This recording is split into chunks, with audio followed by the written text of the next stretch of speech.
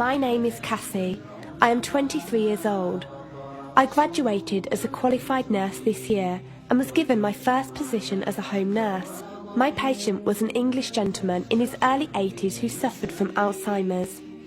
In the first meeting, the patient was given his record, and from it I could see that he was a convert to the religion of Islam, therefore he was a Muslim. I knew from this that I would need to take into account some modes of treatment that may go against his faith, and therefore try to adapt my care to meet his needs.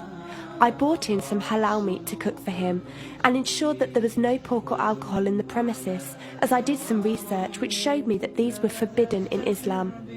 My patient was in a very advanced stage of his condition, so many of my colleagues could not understand why I was going through so much effort for him. But I understood that a person who commits to a faith deserves that commitment to be respected, even if they are not in a position to understand. Anyway, after a few weeks with my patient, I began to notice some patterns of movement.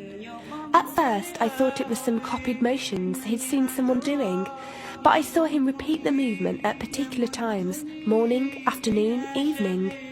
The movements were to raise his hands, bow, and then put his head to the ground. I could not understand it. He was also repeating sentences in another language. I couldn't figure out what language it was as his speech was slurred, but I know the same verses were repeated daily. Also, there was something strange. He didn't allow me to feed him with my left hand. Somehow I knew this linked to his religion, but didn't know how.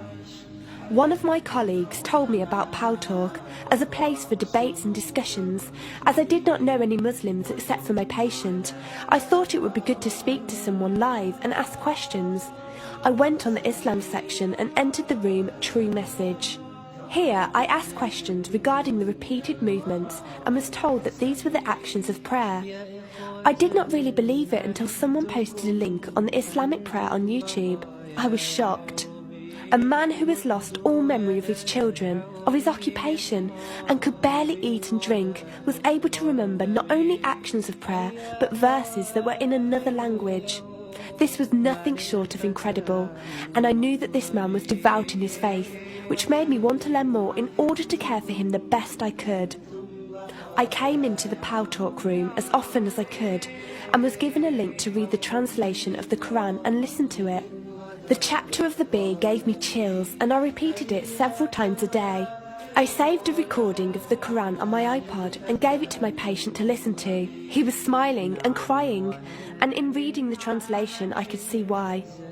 I applied what I gained from Talk to care for my patient, but gradually found myself coming to the room to find answers for myself. I never really took the time to look at my life.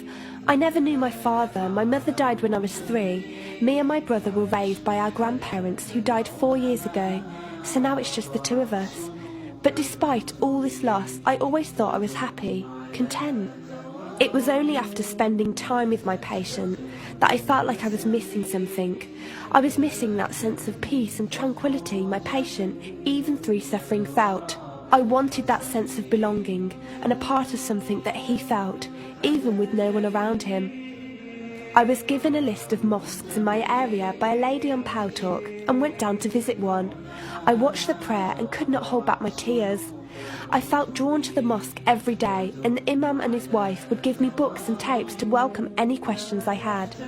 Every question I asked at the mosque and on Talk was answered with such clarity and depth that could do nothing but accept them. I have never practiced a faith, but always believed that there was a God. I just did not know how to worship him. One evening I came onto Talk, and one of the speakers on the mic addressed me. He asked me if I have any questions. I said no. He asked if I was happy with the answers I was given. I said yes. He then asked what was stopping me accepting Islam. I could not answer. I went to the mosque to watch the dawn prayer. The imam asked me the same question. I could not answer. I then went to tend to my patient. I was feeding him, and as I looked into his eyes, I just realised he was brought to me for a reason, and the only thing stopping me from accepting was fear. Not fear in the sense of something bad, but fear of accepting something good and thinking that I was not worthy like this man. That afternoon I went to the mosque and asked the imam if I could say my declaration of faith, the Shahada. There is no God except Allah. Muhammad is Allah's messenger. He helped me through it and guided me through what I needed to do next. I cannot explain the feeling I felt when I said it. It was like someone woke me up from sleep and sees everything more clearly. The feeling was overwhelming joy, clarity, and most of all, peace. The first person I told was not my brother, but my patient. I went to him, and before I even opened my mouth, he cried and smiled at me. I broke down in front of him. I owed him so much. I came home and logged onto Paltalk and repeated the Shahada for the room. They all helped me so much, and even though I had never seen a single one of them, they felt closer to me than my own brother. I did eventually call my brother to tell him, and although he wasn't happy, he supported me and said he would be there. I couldn't ask for any more. After my first week as a Muslim, my patient passed away in his sleep while I was caring for him. Inna lillahi wa inna ilayhi raji'un. He died a peaceful death, and I was the only person with him. He was like the father I never had, and he was my doorway to Islam. From the day of my Shahada to this very day, and for every day for as long as I live, I will pray that Allah shows mercy on him and grant him every good deed I perform in the tenfold. I loved him for the sake of Allah, and I pray each night to become an atom's weight of the Muslim he was. Islam is a religion with an open door.